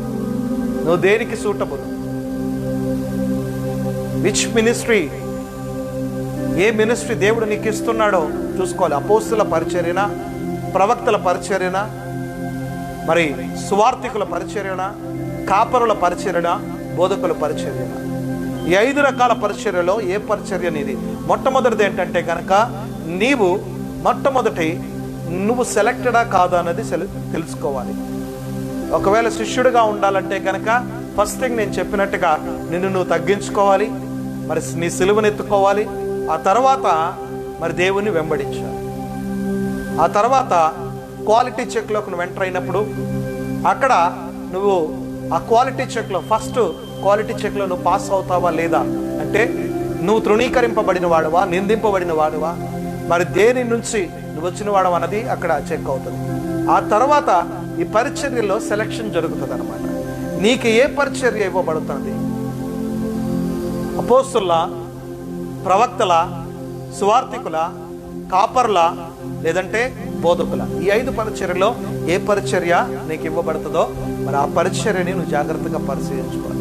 అపోస్తులు అంటే కనుక భూమిని తలకిందులు చేసేవారు, పిలువబడిన వారు. ప్రవక్తలు అంటే కనుక దేవుని యొక్క స్వరాన్ని ప్రజలకి మరి చెప్పేవారు. నువ్వు చేస్తున్నది తప్పు, నువ్వు చేస్తున్నది రైట్, దేవుడు ఇలా చేయమంటున్నాడని డైరెక్ట్గా చూడండి. చూపుడు వేలు ఎప్పుడు కూడా అపోస్తులు అంటే బొటన వేలుకి సాదృశ్యంగా ఉంటారు. వాళ్ళు ఎప్పుడు కూడా ఆల్వేస్ లైక్ దిస్ అన్నమాట, ఇట్లా అంటూ ఉంటారు, ఎస్ వీ కెన్ డూ అని. వాళ్ళు దేవుని పేరిట అన్నీ కూడా చేయటానికి సిద్ధంగా ఉంటారు. ప్రవక్తలు అంటే కనుక ఇలా చెప్తూ ఉంటారు, చూపిస్తూ ఉంటారు, బీ కేర్ఫుల్, జాగ్రత్త అని మాట్లాడుతూ ఉంటారు వాళ్ళు ఎప్పుడు. పాత నిబంధన గ్రంథంలో మీరు ప్రవక్తల్ని, మరి పెద్ద ప్రవక్తలు, చిన్న ప్రవక్తల్ని పరిశీలించి చూసుకున్నట్లయితే కనుక ప్రవక్తలు చెప్పే మాటలు ఏంటంటే జాగ్రత్త, నువ్వు దేవునికి వ్యతిరేకంగా నడుస్తున్నావు, జాగ్రత్త, నీ రాజ్యము పడిపోతున్నది అని చెప్పేసి వాళ్ళు చెప్తూ ఉంటారు, జాగ్రత్త అని. మూడవదిగా చూసుకుంటే కనుక ఈ 5 వేళ్లలో ఈ ఏలు పెద్దది కాబట్టి ఇది సువార్తికులుగా వాళ్ళు పిలువబడుతూ ఉంటారు. వీళ్ళకి ఎక్కువ భారం ఉంటుంది. వీళ్ళు ఎవాంజలిస్టులు. వాళ్ళు అనేక ప్రాంతాలకు వెళ్ళి, వాళ్ళకి చర్చెస్ ఉండవు, వాళ్ళు అనేక ప్రాంతాలకు వెళ్ళి వేల మంది ప్రజల్ని ఎవాంజలికల్గా వాళ్ళు మరి రక్షణ కొరకు వారిని నడిపిస్తారు. రక్షణ అనే కాన్సెప్ట్లో వాళ్ళు వెళ్తూ ఉంటారు. ఇది సువార్థికులు. నాలుగోదిగా కాపర్. మరి ఇది సంఘానికి చాలా దగ్గరగా ఉండే ఈ యొక్క వేలు అనమాట. ఎందుకంటే కాపరికి ఒక బాధ్యత ఉంటుంది. మనము నా ఎంగేజ్మెంట్ అప్పుడు ఈఏల్కే ఈ యొక్క ఫింగర్కే రింగు ఎందుకు పెడతారంటే కనుక ఒక రెస్పాన్సిబిలిటీ యాడ్ అయింది అని చెప్పేసి. ఎవరైతే తన వేలికి రింగు పెట్టారో ఆమె యొక్క రెస్పాన్సిబిలిటీ కొద్దిగా అడిషనల్గా ఆయనకి యాడ్ అయింది అని చెప్పేసి. అతి మాదిరిగానే సో ఈ ఏలుకు పెట్టే ఉంగరం ఏంటంటే కనుక ఈ ఏలు ఎందుకు అంటే కాపరికి సాదృశ్యము. అంటే రెస్పాన్సిబుల్గా ఆ యొక్క సంఘాన్ని కట్టాలి. ఆ సంఘంలో ఉన్న విశ్వాసులు తప్పిపోకుండా ఒక ఆదివారం రాకపోతే మరలా ఆ ఆదివారం వారికి మరలా ఆ తర్వాత రోజు వారికి ఫోన్ చేసి విషయం ఏంటో కనుక్కొని అవసరమైతే వారికి సహాయం చేస్తూ, వారిని ఆదరిస్తూ, వారి కొరకు ప్రార్థన చేస్తూ మరి సంఘము చెదిరిపోకుండా కాపాడుకోవాల్సిన బాధ్యత కాపరులకు ఇవ్వబడుతుంది. చివరిగా చిన్నది, ఆఖరిది, చివరి వేలు. ఇది బోధకులకి సాదృశ్యం. చూడటానికి చిన్నదిగా ఉంటుంది, కానీ వీళ్ళందరినీ కూడా తయారు చేసేది వీళ్ళు అన్నమాట. ట్రైనర్స్. వీళ్ళు ట్రైన్ చేస్తూ ఉంటారు. థియాలజీలో మళ్ళీ అనేక సబ్జెక్టులు వారు చెప్పి వీళ్ళు ట్రైన్ చేస్తూ ఉంటారు. కాబట్టి ఏది కూడా వ్యర్థమైంది కాదు. అన్ని పరిచర్యలు ఒకరికి కూడా ఇవ్వబడుతూ ఉంటాయి. 5-fold మినిస్ట్రీ అంటారు. 5 రకాల పరిచర్యలు కూడా కొంతమందికి ఇవ్వబడుతుంటాయి. వాళ్ళు కాలేజెస్ చేస్తారు, కాపర్లాగా చేస్తారు, ఇవాంజలికల్గా చేస్తారు, ప్రవక్తల్లాగా చేస్తారు, మరి అపోస్తుల్లాగా కూడా వారు చేస్తూ ఉంటారు. కొంతమందికి ఒక్కొక్కటే సెలెక్టెడ్ పాయింట్లో వెళ్తూ ఉంటారు. ఏదో ఈ 5లో ఏదైనా ఒకటే వాళ్ళు సెలెక్టెడ్గా వెళ్తూ ఉంటారు. కాబట్టి ఫస్ట్ క్వాలిటీ చెక్లో ఏమవుతుందంటే నువ్వు సెలెక్టా కాదా, నువ్వు తృణీకరింపబడిన వాడివా, మరి నిందింపబడిన వాడివా కాదా అన్నది అక్కడ జరుగుతుంది. ఆ తర్వాత దేవుడు నిన్ను సెలెక్ట్ చేసుకోవటం మొదలు పెడుతుంటాడు. పరిచర్య నువ్వు పరిచర్యని సెలెక్ట్ చేసుకోవటం కాదు, పరిచర్య నీకు ఏ పరిచర్య సూటబుల్ అన్నది దేవుడు నిన్ను సెలెక్ట్ చేస్తూ ఉంటాడు. ఆ తర్వాత మూడోదిగా దేవుని సేవకుడికి ఉండవలసిన అర్హతలు కూడా మనం ఇక్కడ చూడగలుగుతాం. దేవుని మాత్రమే సేవించేవాడిగా ఉండాలి. మత్తయి సువార్త 6:24 ప్రకారము దేవునికి సిరికి దాసులుగా ఉండటము అసాధ్యము అని చెప్పేసి. ఇద్దరు యజమానులకి దాసులుగా ఉండలేరు. మరి ఉండవలసిన అర్హతలు ఏంటంటే కనుక నువ్వు దేవుని కన్నా దాసుడిగా ఉండాలి, సిరికన్నా దాసుడిగా ఉండాలి. దేవుని సేవ చేస్తూ ధనం మీద నీ మక్కువ చూపితే కనుక సేవ నువ్వు పరిపూర్ణంగా చేయలేవు. దేవుని వైపు నువ్వు ఎక్కువ యథార్థమైన పరిచర్య నువ్వు చేయలేవు. కాబట్టి నువ్వు దేవుని సేవకి, దేవునికి, సిరికి దాసుడిగా ఉండలేవు. మరి దేవుని ఎక్కువగా సేవించేవాడిగా ఉండాలి. దేవుని సేవకుడికి ఉండవలసిన అర్హత మొట్టమొదటిది అది. తర్వాత మనుషులని సంతోష పెట్టేవాడిగా నువ్వు అసలు ఉండకూడదు. గల్తీలకు రాసిన పత్రిక 1వ అధ్యాయము గెలిషియన్స్ చాప్టర్ 1:10 చూసుకుంటే గనక గల్తీలకు రాసిన పత్రిక 1వ అధ్యాయము 10వ వచనంలో ఉంటుంది. ఏంటంటే గనక చూడండి అక్కడ, ఇప్పుడు నేను మనుషుల దయను చూచున్నానా, దేవుని దయను సంపాదించుకొని చూచున్నానా, నేను మనుషులను సంతోషపెట్టు కోరుచున్నానా, నేను ఎప్పటికీ మనుషులను సంతోషపెట్టువాడినైతే క్రీస్తుకి దాసుడిని కాలేను అని చెప్పేసి అంటున్నాను. మనుషుల్ని సంతోషపెట్టేవాడినైతే కనుక నేను ఎప్పటికీ దేవునికి దాసుడిని కాలేను. మనుషుల్ని సంతోషపెట్టగోరుచున్నానా, దేవుణ్ణి సంతోషపెట్టగోరుచున్నానా, దేవునికి దాసుడిగా ఉండాలనుకుంటున్నాను. కాబట్టి గలతీలకు రాసిన పత్రిక 1:10 అంటాడు కదా, మనుషుల్ని సంతోషపెట్టేవాడివి, మనుషుల కొరకు పనిచేసేవాడివి, మనుషుల్ని మరి మెప్పించాలనో, మనుషుల్ని మరి వారిని మరి మెప్పుని పొందాలని నువ్వు చేసేవాడివి అయితే గనక నువ్వు ఎప్పటికీ కూడా దేవునికి దాసుడివి కాలేవు. కాబట్టి ఇది సెకండ్గా మరి దేవుని సేవకుడు ఉండవలసిన సెకండ్గా. మూడవదిగా రోమపత్రిక 8:14 ప్రకారం దేవుని ఆత్మ నింపుదల కలిగి ఉండాలి. ఎందుకంటే ఎందరు దేవుని ఆత్మ చేత నడిపింపబడుదురో వారందరూ కూడా దేవుని కుమారులు అనబడుదురు. దేవుని ఆత్మ లేనివాడు నా వాడు కాదు అని చెప్పేసి అంటూ ఉన్నాడు. కాబట్టి నువ్వు దేవుని ఆత్మ చేత నింపబడాలి. నీ పరిచర్య అద్భుతంగా పరిశుద్ధాత్మ శక్తితో జరగాలి, పరిశుద్ధాత్మ నడిపింపులో ఉండాలి. నీ సొంత ప్రయత్నాలతోటో, సొంత తెలివితేటలతోటో నీ యొక్క పరిచర్యను నువ్వు ముందుకు తీసుకెళ్తే గనక ఆ పరిచర్య ఎప్పటికీ కూడా అభివృద్ధి చెందదు. కానీ నీ పరిచర్య అభివృద్ధి చెందాలన్నా, నీకు అప్పగింపబడిన సేవ గొప్పగా ఆశీర్వదింపబడాలన్నా కానీ హోలీ స్పిరిట్ లీడింగ్ ని నువ్వు అనుమతించాలి నీ జీవితంలో. When you allow the Holy Spirit leading in your ministry, ఎప్పుడైతే నువ్వు పరిశుద్ధాత్మ నడిపింపుని నీ యొక్క సేవ, ఆ యొక్క పరిచర్యలను అనుమతిస్తావో అప్పుడు నీ పరిచర్య లిటరల్గా అభివృద్ధి చెందుతూ ఉంటుంది. ఒక దైవజనుడు మరి ఒక పెద్ద సేవకుడి దగ్గరికి వెళ్ళి అడుగుతున్నాడు, అయ్యా నేను ఎంతో ప్రయాసపడుతున్నాను, ఎన్నో సంవత్సరాలుగా మరి శ్రమ పడుతున్నాను, కష్టపడుతున్నాను, అయినప్పటికీ కూడా నా పరిచర్య అభివృద్ధి చెందట్లేదు, 5-10 మందితోటి నా పరిచర్య మరి అలానే ఉండిపోతున్నది, నేను ఏం చేయాలి అంటే గనక నువ్వు అన్నిటికంటే ప్రాముఖ్యమైనది, అన్నిటికంటే విలువైంది మొట్టమొదటిది నువ్వు మర్చిపోయావు, అది చెయ్యి, అప్పుడు దేవుడు నీ పరిచర్యని ఆశీర్వదిస్తాడంటే. ఏంటయ్యా నేను వెంటనే చేస్తానంటే, దేవుని ఎదుట మోకరించి మరి సంఘ అభివృద్ధి కొరకు దేవుని సన్నిధిలో ప్రయాసపడి భారముతో కన్నీటితో దేవుని వేడుకో అని అన్నప్పుడు వెంటనే ఆ యొక్క దైవజనుడు ఆ పని చేయటం మొదలు పెట్టాడంట. దేవుని సన్నిధిలో కూర్చొని, ప్రభువా నాకు అప్పగింపబడిన పరిచర్యని నేను యథార్థంగా చేస్తాను, నాకు మరి నన్ను ఆశీర్వదించు, సంఘాన్ని విస్తరింప చెయ్యి అని ఎబేజు ప్రార్థించినట్టుగా కన్నీటితో ప్రార్థన చేసినప్పుడు దేవుడు సరిహద్దులను విశాలపరిచినట్టుగా మనం చూడగలుగుతాం. ఇదొక గొప్ప సాక్ష్యముగా దేవాతి దేవుడు చూపిస్తున్నాడు. కాబట్టి మరి ఈ యొక్క దేవుని సేవకుడికి ఉండవలసిన అర్హతలు ఏంటంటే గనక దేవునికి సిరికి దాసుడిగా ఉండలేరు. కాబట్టి మరి దేన్నైనా ఒకదాన్ని నువ్వు సెలెక్ట్ చేసుకోవాలి. మనుషుల్ని సంతోష పెట్టేవాడు అయితే గనక దేవుడికి ఎప్పటికీ దాసుడు కాలేవు. మరి పరిశుద్ధాత్మ నడిపింపు లేకపోతే నీ సంఘము అభివృద్ధి చెందదు.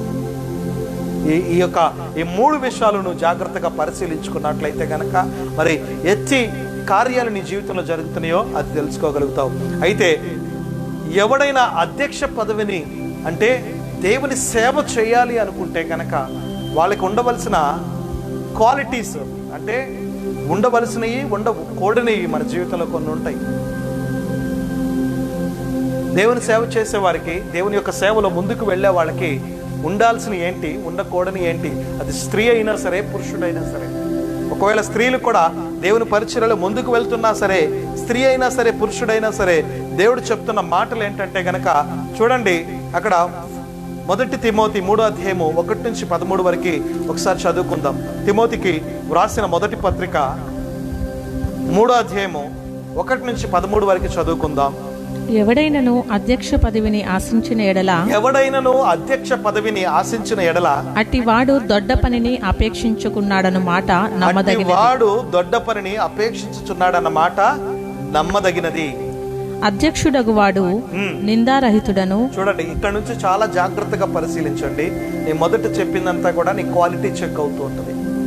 సో ఫస్ట్ చెప్పింది ఏంటంటే కనుక నువ్వు ఎలా ఉండాలి, ఎలా ఉంటే దేవుని సేవకు పిలువబడతావు. ఆ తర్వాత పిలువబడిన తర్వాత క్వాలిటీ చెక్ అవుతుంది. ఆ తర్వాత ఏ రీతి పరిచర్య జరుగుతుంది. ఆ తర్వాత అర్హత ఏంటి. ఆ తర్వాత మరి ఒకవేళ అధ్యక్ష పదవిలోకి నువ్వు ఉండాలి అనుకుంటే సేవకుడుగా నువ్వు అభిషేకించిన తర్వాత నీలో ఏముండాలి, ఏముండకూడదన్న అంశాలు కూడా ఇక్కడ రాయబడి ఉన్నాయి. చదువుకుందాం. అధ్యక్షుడగువాడు నిందారహితుడను. ఏకపత్ని పురుషుడను. మితానుభవుడను.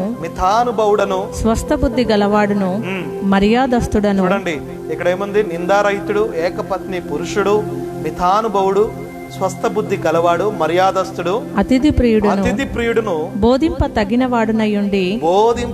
వాడునయ్యుండి మద్యపానియు కొట్టువాడును కాక సాత్వికుడను.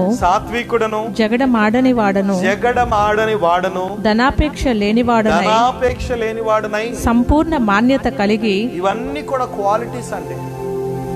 ఇవన్నీ కూడా నీలో ఉండవలసిన క్వాలిటీస్. అవి ధనాపేక్ష ఉండకూడదు, మద్యపానిగా ఉండకూడదు, కొట్టేవాడిగా ఉండకూడదు, మరి స్వస్థ బుద్ధి గలవాడుగా ఉండాలి, మరి మర్యాదస్తుడు, అతిథి ప్రియుడుగా ఉండాలి, మరి సాత్వికుడు, జగడమాడని వాడు, ధనాపేక్ష లేనివాడు ఉండాలి. సాత్వికుడుగా, జగడము గొడవలకు వెళ్ళేవాడుగా, మరి ధనాపేక్ష లేనివాడిగా.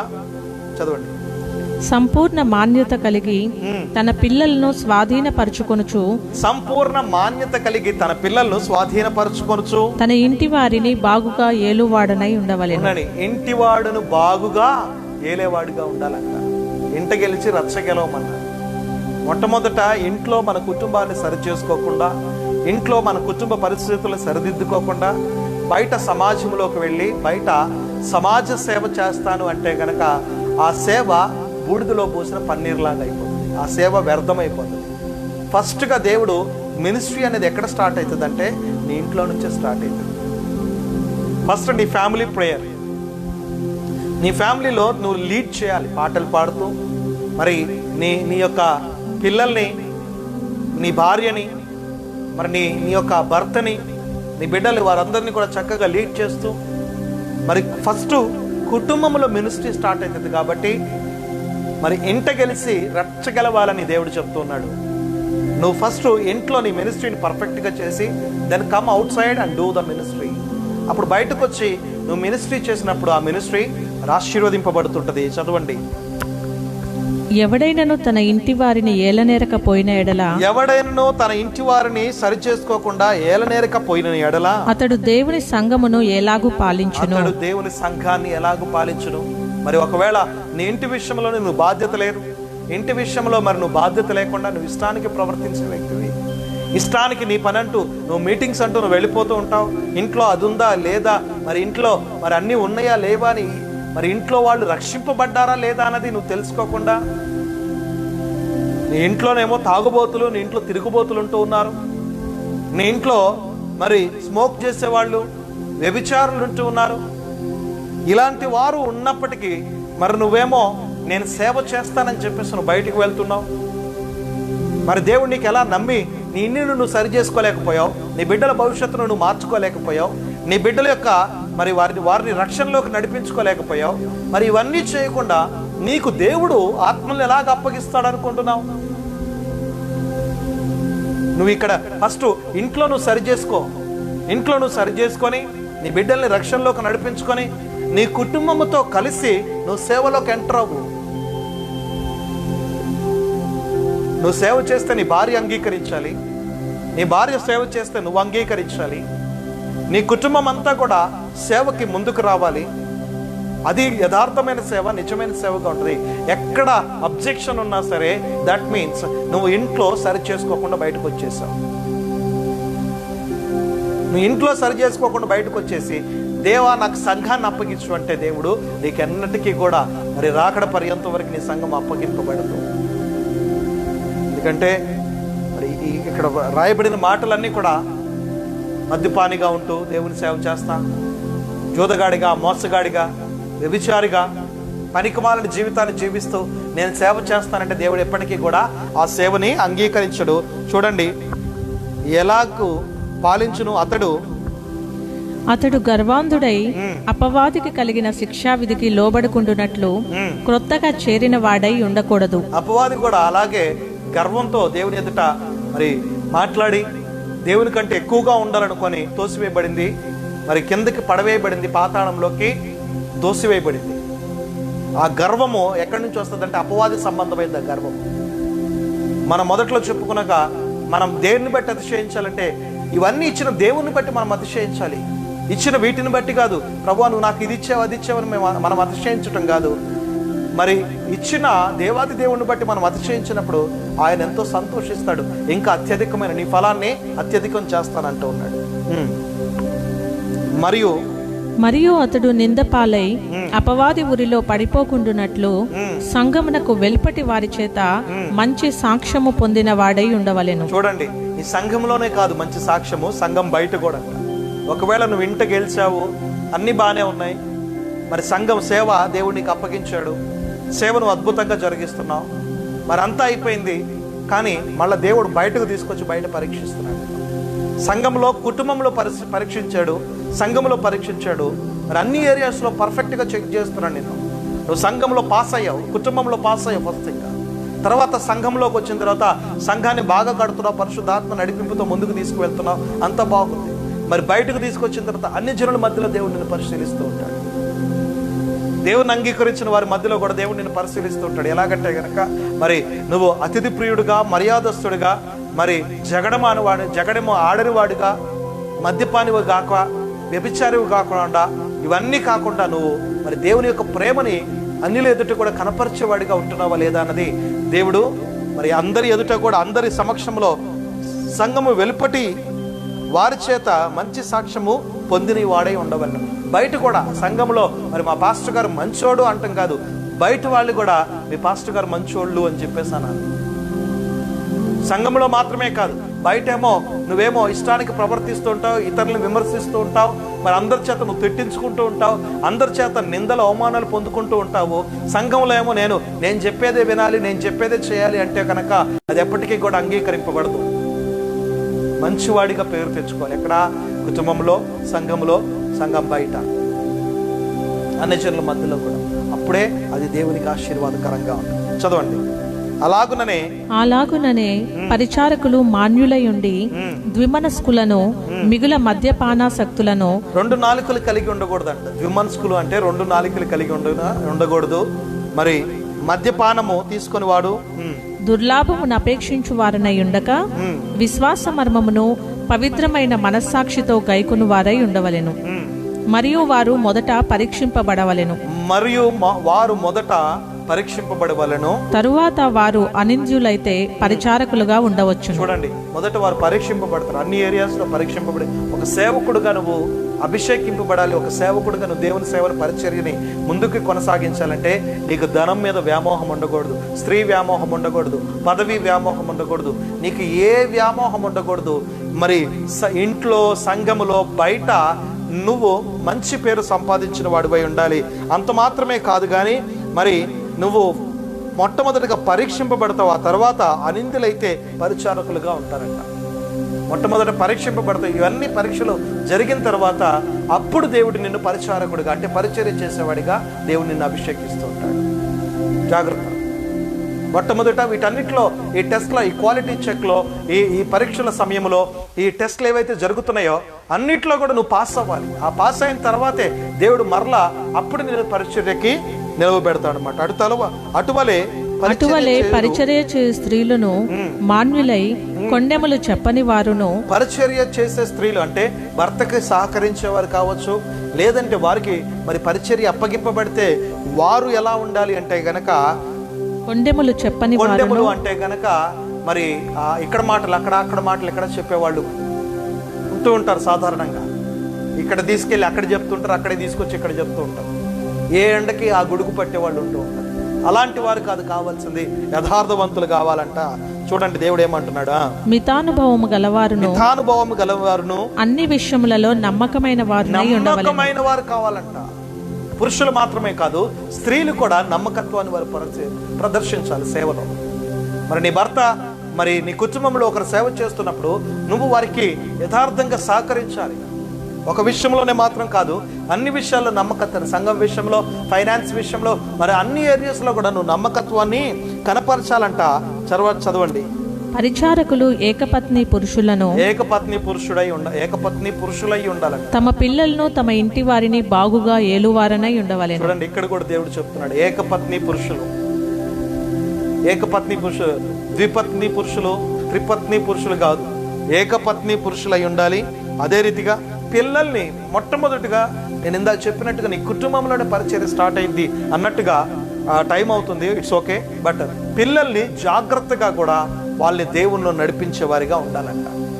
జాగ్రత్తగా దేవుణ్ణిలో నడిపించే వాళ్ళే ఉండాలి. త్వరగా చదవండి.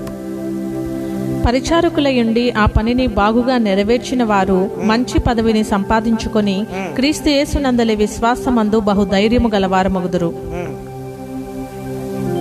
ఓకే, సో చూడండి, ఇక్కడ పురుషులకు మాత్రమే కాదు, ఒకవేళ సేవలోకి పురుషులు రావాలనుకుంటే పురుషులకు మాత్రమే కాదు, స్త్రీలకు కూడా చెప్తున్నాడు. అలాగే తీతుకు రాసిన పత్రిక దాంట్లో కూడా ఒకసారి చదువుకుందాం. దాంట్లో కూడా కొన్ని మాటలు ఉంటాయి, అవి ఫాస్ట్గా చదువుకొని మనం ముందుకు వెళ్దాం. తీతుకు రాసిన పత్రిక 1వ అధ్యాయము, ఫైనల్గా 1వ అధ్యాయము 5వ వచనం నుంచి ఒకసారి చూసుకుంటే కనుక ఇక్కడ కూడా కొన్ని మాటలు ఉంటాయి. మీరు తర్వాత జాగ్రత్తగా చదువుకోండి. మరలా నేను నీకు ఆజ్ఞాపించిన ప్రకారము నీవు లోపముగా ఉన్న వాటిని దిద్ది ప్రతి పట్టణములోను పెద్దలను నియమించు నిమిత్తమే నేను క్రియతలో నిన్ను విడిచి వచ్చి తిని ఎవడైనను నిందారహితుడను ఏకపత్ని పురుషుడను దుర్వ్యాపార విషయము నేరము మోపబడిన వారై అవిధేయులు కాక విశ్వాసులైన పిల్లలు గలవాడనై ఉన్న ఎడ్ల అట్టి వానిని పెద్దగా నియమించాలి. ఎందుకనగా అధ్యక్షుడు దేవుని గృహ నిర్వాహకుని వలె నిందారహితుడై ఉండవలెను. అతడు స్వేచ్ఛాపరుడను ముక్కోపియు. ఇక్కడ చూడండి, స్వేచ్ఛాపరుడు, ముక్కోపి, మద్యపానియు కొట్టువాడును దుర్లాభము అపేక్షించువాడును కాక అతిథి ప్రియుడను సజ్జన ప్రియుడను స్వస్థ బుద్ధి గలవాడును నీతిమంతుడను పవిత్రుడను ఆశా నిగ్రహము గలవాడనై ఉండి తాను హితబోధ విషయమై జనులు హెచ్చరించుటకును ఎదురాడి వారి మాట ఖండించుటకును శక్తి గలవాడగునట్లు ఉపదేశము అనుసరించి నమ్మదగిన బోధను గట్టిగా చేపట్టుకొనువాడనై ఉండవలెను. చూడండి, చాలండి. ఇక్కడ ఏమంటున్నాడు?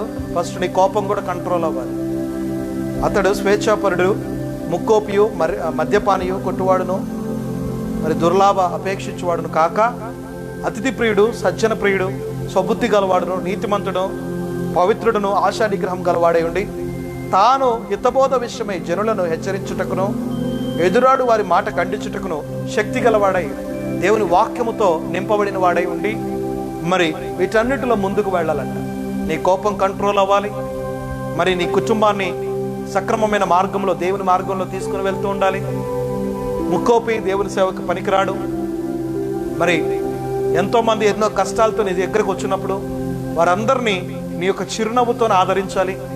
నీ లోపల ఎంత బాధ ఉన్నా, ఎంత పెయిన్ ఉన్నా, ఎంత పెయిన్ఫుల్గా నువ్వు ఉన్నా కానీ మరి నువ్వు ఎలా ఉండాలంటే కనుక వారిని చిరునవ్వుతో వారిని ఆదరించి వారిని నడిపించే వ్యక్తిగా ఉండాలి. నువ్వు వారి పట్ల కోపాన్ని ప్రదర్శించినట్లయితే కనుక దేవుడు సంఘాన్ని అప్పగించడు. సంఘము అంటే కనుక ఆయన శరీరము. మరి ఆయన శరీరాన్ని నీ చేతికి ఆ రీతికి అప్పగించడు కదా. కాబట్టి నువ్వు స్వబుద్ధి కలవాడువై మద్యపానాన్ని విడిచిపెట్టి నీ చెడ్డ అలవాట్లు ఏవైతే ఉన్నాయో వాటన్నిటిని కూడా విడిచిపెట్టి మర్యాద పూర్వకంగా మరి మంచి నమ్మకమైన వాడిగా, ఫైనాన్స్లోనే కాదు పరిచర్యలో, కుటుంబంలో నమ్మకమైన వాడిగా ఉండాలన్నదే దేవుని యొక్క ఉద్దేశం. ఇవన్నీ కూడా నువ్వు జరిగించాలి.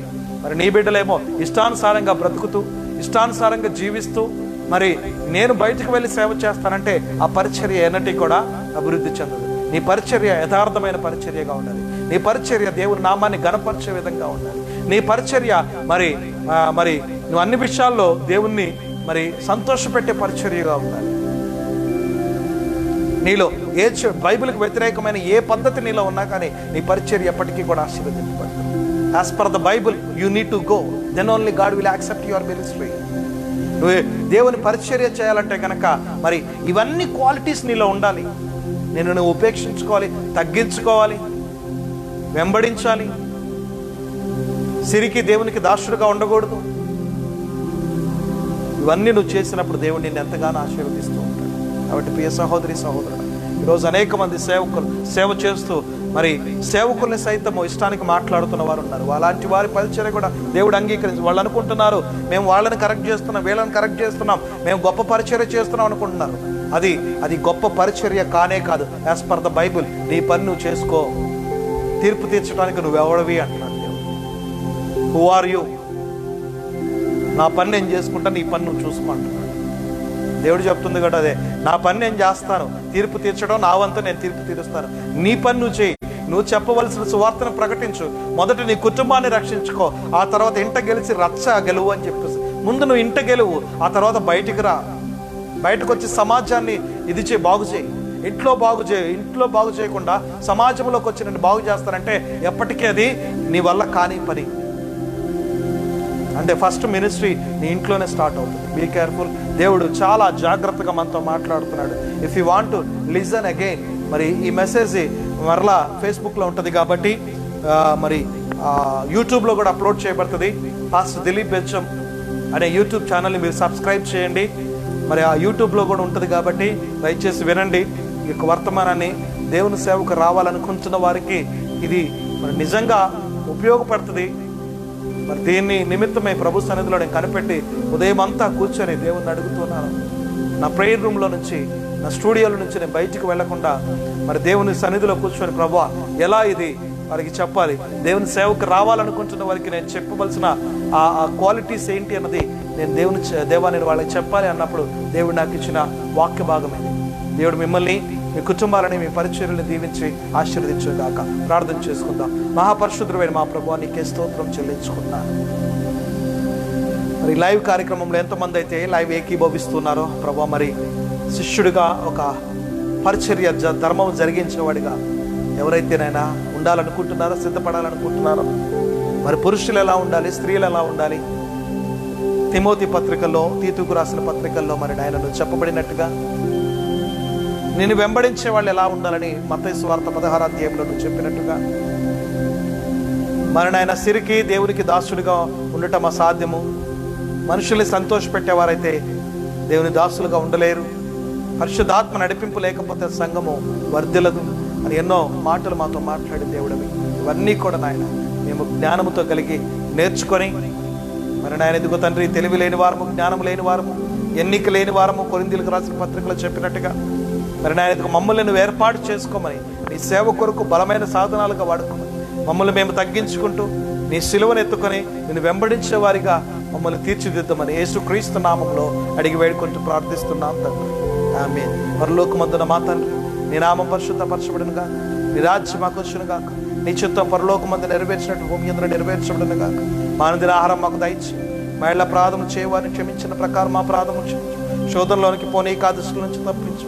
రాజ్యము, శక్తి, మహిమ నిరంతరము నీవై ఉన్నావు తండ్రి. ఆమేన్. తండ్రి యొక్క కుమారుని యొక్క పరిశుద్ధాత్మ యొక్క త్రియేక దేవుని దీవెన మీకు మాకు ఎల్లప్పుడూ సదాకాలము రాకడ పర్యంతం వరకు మరలా తిరిగి కలుసుకునేంత వరకు తోడుగా ఉండి నడిపించును కాక. దేవుని స్తోత్రం. మీ అందరికీ నా వందనాలు. లైవ్ చూస్తున్న ప్రతి ఒక్కరూ కూడా ప్రత్యేకంగా ఆశీర్వదింపబడాలని, దీవించబడాలని నేను కోరుకుంటున్నాను. So everybody please share this live and subscribe our YouTube channel. Master Dilip Benjamin YouTube ఛానల్ని సబ్స్క్రైబ్ చేయండి. You will get the new notifications and new videos also at the same time. So thank you for watching this live. God bless you all. Thank you. Sorry for the delay.